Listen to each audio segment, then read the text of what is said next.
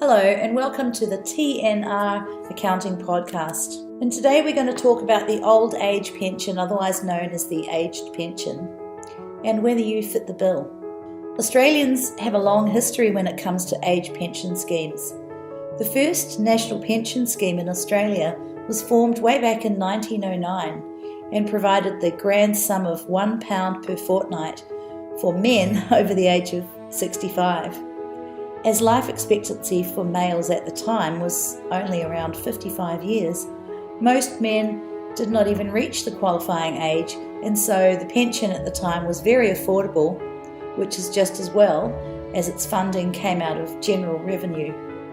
Of course, over the intervening years, a lot has changed, including making the aged pension available for women, although initially it was only provided to widows.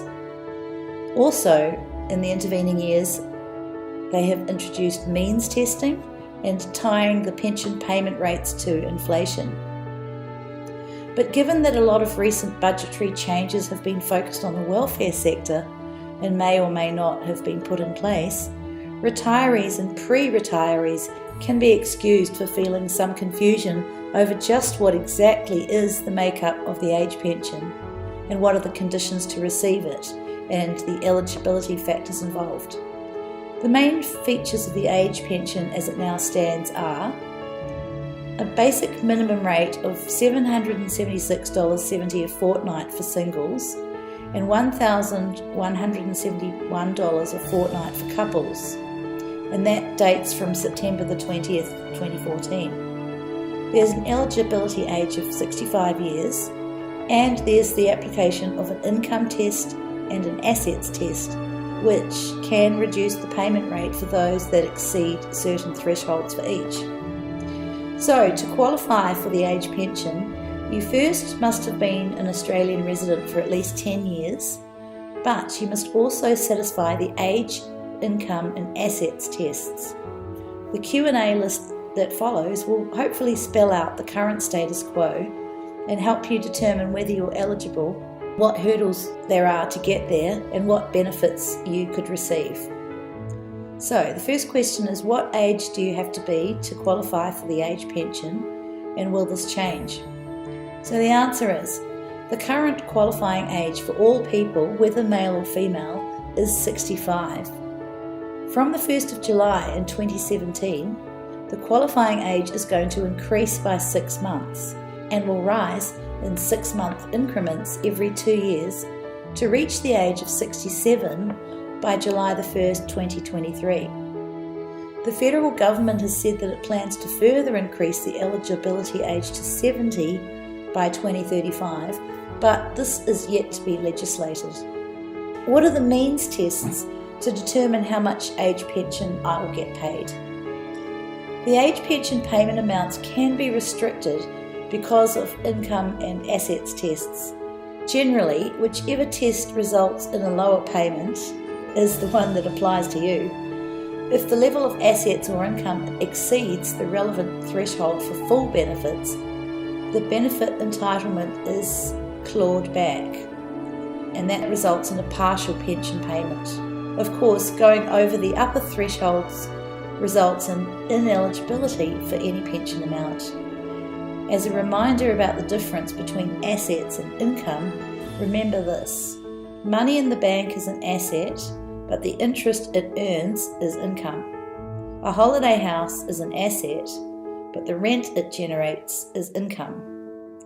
A business or equipment is an asset, but the net profits that these make is income. Now there's an asset test. An asset is defined to be any property or possession you own, either partly or wholly.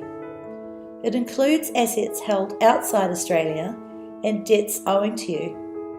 Once a person reaches age pension age, their superannuation is counted as an asset under the assets test.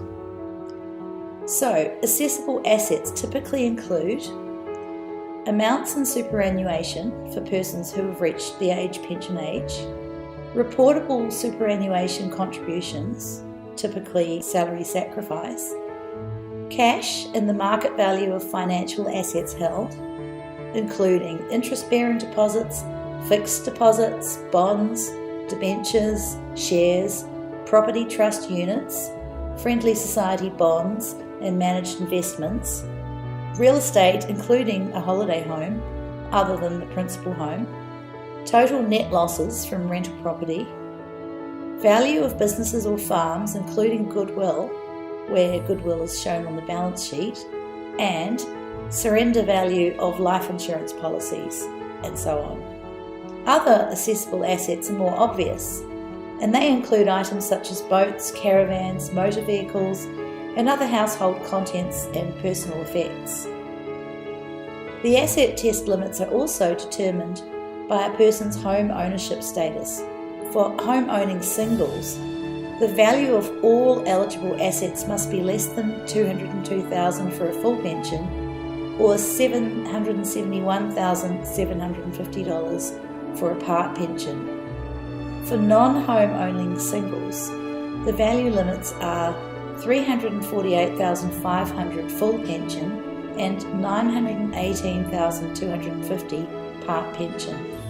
For couples, the full pension asset value limit is $286,500 for homeowners, $1,145,500 part pension, and $433,000 for non-home owning couples, which is $1,292,000 part pension. There are, however, some excluded assets, which include, but are not limited to, the applicant's principal home or proceeds from the sale of it if it is intended to buy another within 12 months. Assets used to support some income streams, depending on the date of purchase. Accommodation bonds paid for residential aged care. Life interest, not created by the pension of beneficiary or their partner, and granny flat interest. There are other excluded assets which Centrelink will be able to determine depending on personal circumstances. There's also an income test. The income test allows for full benefits to be paid where a recipient's income does not exceed a certain threshold. For singles, and this is from September the 20th, 2014, this is up to $160 a fortnight, and for couples, it's $284 for the combined couple. For income above these thresholds, the benefit reduces by 50 cents for each additional dollar of income. Payments reduce to zero at or above the maximum income threshold, which is presently $1,868.60 a fortnight for singles and $2,860 for couples. The next question is, if you know that to receive aged pension you have to be an Australian resident, what exactly constitutes being an Australian resident? So the answer, to lodge an age pension claim, you must be an Australian resident and in Australia on the day that you lodge your claim. So to qualify as an Australian resident that can receive aged pension, you must be living here as an Australian citizen or the holder of a permanent resident visa, or a New Zealand citizen who was in Australia on February 26, 2011, or for 12 months in the 2 years immediately before that date, or was assessed as protected before February 26, 2004. So to meet the age pension requirements, you also need to fulfil the 10-year qualifying Australian residence requirements, except in special circumstances. This means you've been an Australian resident for a continuous period for at least 10 years, or for a number of periods which total more than 10 years, with one of the periods being at least 5 years.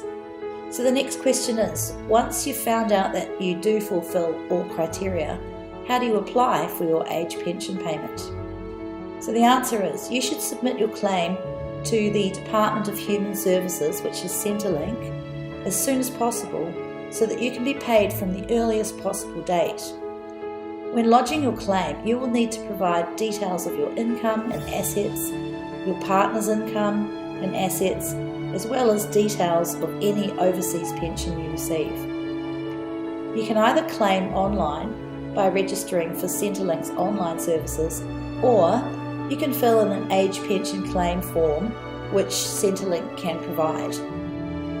Once you submit your claim, you will need to provide proof of identity, and that's usually in the form of an Australian birth certificate or an authorised extract, or a current Australian passport, a citizenship certificate, an Australian visa, a document of identity, a certificate of evidence of resident status, or a certificate of identity. Centrelink will then also tell you if there are other verification documents and forms that you need to provide. Centrelink will then send you a letter advising you if your claim has been successful or not, which will also outline when your payment will start and how much you will get. So the next question is, what are the payment rates? So the answer is the rates from September the 20th of 2014 are single, it's per fortnight, $776.70, plus you get a clean energy supplement of $14.10. For a couple, it's per fortnight, $585.50 each, plus your clean energy supplement of $10.60. The next rate adjustment is due in March 2015. There are additional amounts that may be added to the above, depending on the personal circumstances, such as a pension supplement if you are already receiving other support such as carer payment, bereavement allowance, or Austudy. Centrelink can provide you with more guidance on this, as it will depend on your circumstances. The next question is, will my payment be adjusted or reviewed? So the answer, from time to time your age pension payment amount will be reviewed. The amount you receive may be adjusted because you or your partner's circumstances change. This includes a change in income, accommodation, or separation from your partner due to illness. The age pension rate is also adjusted twice a year in line with inflation, and that's usually in March and September. This includes adjustments in line with the Consumer Price Index, CPI, the male average weekly total earnings, and the Pensioner and Beneficiary Living Cost Index increases. The last one is designed to index based pension rates when the cost of living is higher than the CPI. The next question is, if you're eligible for the age pension, then what? The answer is, you will be paid every fortnight. The age pension can include pension supplements to assist with the cost of regular bills such as energy and rates. You're also going to receive a pensioner concession card, and that will help you reduce the costs for medicines under the Pharmaceutical Benefits Scheme. It may also make you eligible for a range of additional concessions. If you are privately renting your accommodation, you may also receive some rent assistance for this cost. What say you are not eligible for the age pension? So, if you are deemed ineligible, you always have the right to appeal any decision made by Centrelink. You may still qualify for a Commonwealth Seniors Health Card, and this will assist you with the costs of prescription medicines and other healthcare services. And it's not assets tested, but an income test applies, which is to be expanded from January the 1st, 2015, and that was to include superannuation benefits. As you can gather, the money that you actually get paid from the age pension varies as time goes on. It's constantly adjusted. So the figures that we've quoted here are based on 2014 figures, and they may have changed since. So if you would like more up-to-date information or help, especially from an accountant who can help you determine how to best handle your affairs, I would really recommend that you contact Thomas, Noble and Russell Accountants in Lismore. So you can either call them on 02 6621 8544, and you can email inquiries@tnr.com.au. TNR stands for Thomas, Noble and Russell. I hope you enjoyed this information, and contact tnr.com.au on the web for more information.